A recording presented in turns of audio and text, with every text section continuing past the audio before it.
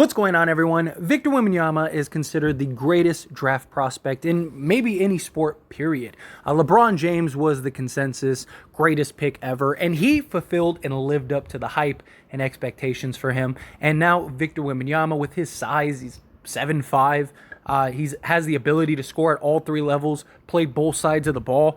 He was doing just spectacular things that were just never really seen before. I mean, fadeaway threes and then following his shot with a tip-in dunk. Like, it's just unbelievable what this guy has been able to do, and how much of it will translate to the NBA is yet to be seen. But he is a consensus by many of the experts and basketball minds that this guy's going to come in and immediately take over and dominate the league. Many people believe within the first 3 years, he might end up being the best scorer and defender in the entire league. And if you can get an elite two-way player such as Victor Wembanyama, that is absolutely incredible and a home run. And today we had the draft lottery in which we got to see the ping pong balls fall and who ended up getting the number one pick.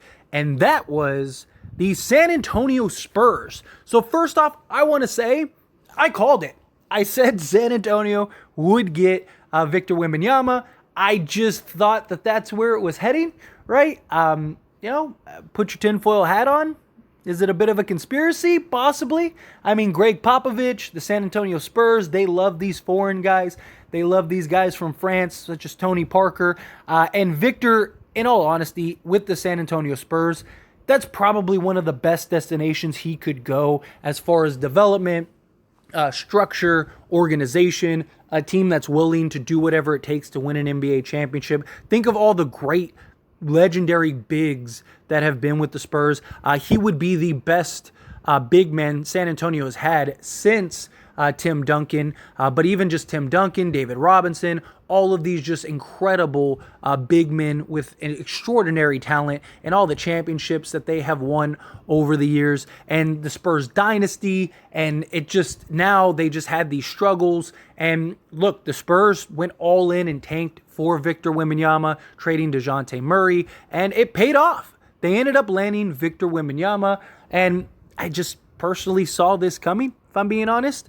Again, Greg Popovich might be the best coach, mentor that Victor Wembanyama could have. He loves these type of players, these type of just assets that can be a foundation for an organization. And Greg Popovich just got his hands on probably the best prospect there is. Also, this will keep Greg Popovich around long term, right? Because that was the big question. How much longer is Greg Popovich going to stick around? How much longer is he going to be before he retires? And I think if they didn't win this draft lottery, it was very possible that he might have retired in the next year or two. But now that they have Victor Wembanyama, I could see Greg Popovich sticking around for quite some time. I could see him really trying to ride it out and develop and grow Victor Wembanyama. It's the story that just feels like it was always meant to be, right? Having Greg Popovich and his history with these, European players, and just the way he develops and his organization and his style of coaching, it just fits Victor Wembanyama perfectly.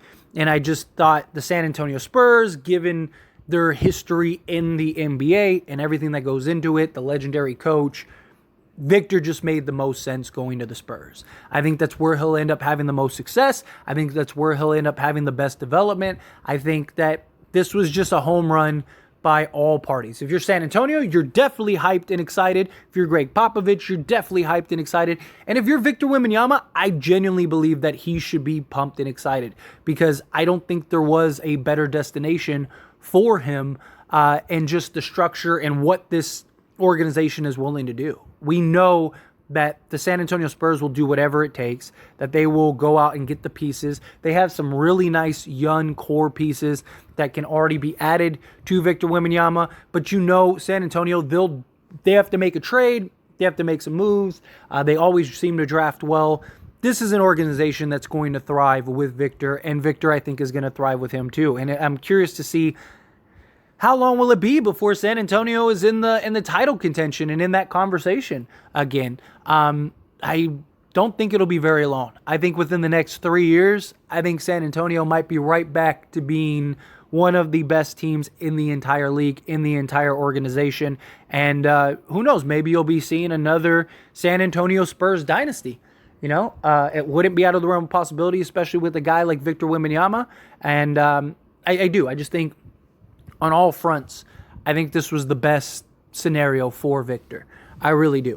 A lot of hype, a lot of potential, a lot of just things that he's going to have to fulfill and buy into and reach those heights. Again, LeBron James, greatest prospect ever in the history of basketball and maybe sports before Victor Wembanyama. But LeBron James came in and lived up to all of it. Literally all of it. And then some. I mean, you can make an argument he even achieved that. And now he's in the conversation for greatest player of all time. And many people view him as the greatest player of all time. Now you're talking a guy in Victor Wembanyama who has his benefits in his head start, right? He was already playing professional basketball in France and playing in all these different leagues. So he has that understanding. You've had a lot of European players and stuff in general saying like, look, the league is a lot harder over there than it is here in the NBA because of the type of rules and structure that you have in the NBA. We're going to find out.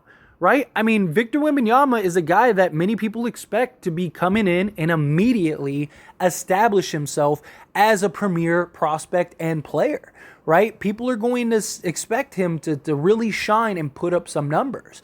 And is he going to come in and be a 20, 10, and 3 guy, right? Or is he going to have some struggles?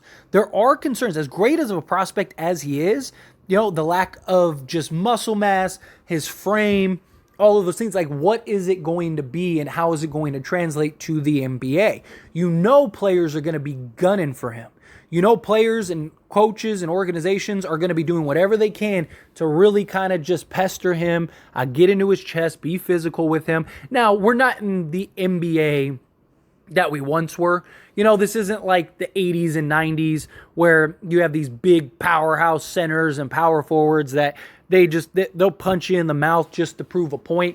No, this is a which finesse and big men that can spread the floor and do all that stuff. That's where we're at in today's NBA. And Victor Wembanyama is the perfect modernized center power forward type player. He really is. He's the type of guy that is seamless in that regard, and which is why I think he will have some major success. I'm curious to see if San Antonio plays him at the 4 or the 5. I really think there's an argument to have him at the 4 because he's going to be guarding smaller players. He seems a little bit more perimeter oriented with his ability to knock down the mid-range, knock down the three-point shot. Also, him as a blindside defender and help defender. I think you always have that looming threat of just this monster that can come in, block shots, and just make things very difficult for the opposing offense. I think Victor really fits that mold, and I think Pop is going to transition him into a 4. I do think he will play 5 at times, but I think at least to start his career, very likely he's going to end up playing the 4, right? Because you want him baiting with like the Jokic and Joel Embiids of the world, that kind of thing. Again, his knees, his ankles, all that stuff, he's going to have to. There's question marks. There's concerns with that. He's going to have to start the conditioning and start building that mass and stuff. But that'll come, right? That'll definitely come. And I think that Victor Wembanyama has an incredibly bright future. I think he is going to take the world by storm rather quickly. I wouldn't be shocked if there's a little culture shock, a little, just momentum building that has to take place first. I don't expect him to come out in his first game, drop 30. I wouldn't be surprised. LeBron, his rookie year averaged, something like 21, 6 and 6 or something along those lines.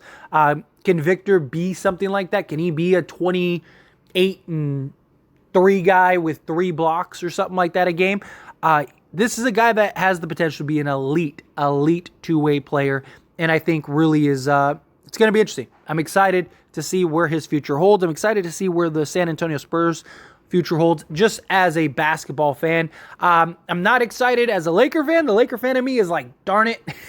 I kind of wanted him to go to the East Coast because Again, this is an incredible prospect, but it's going to be fun to see the Lakers and Spurs battles once again and see how good Victor Wembanyama is. I can't wait for that first LeBron-Victor game, right? I really can't, especially if he plays the 4, because that means LeBron might very well be guarding him.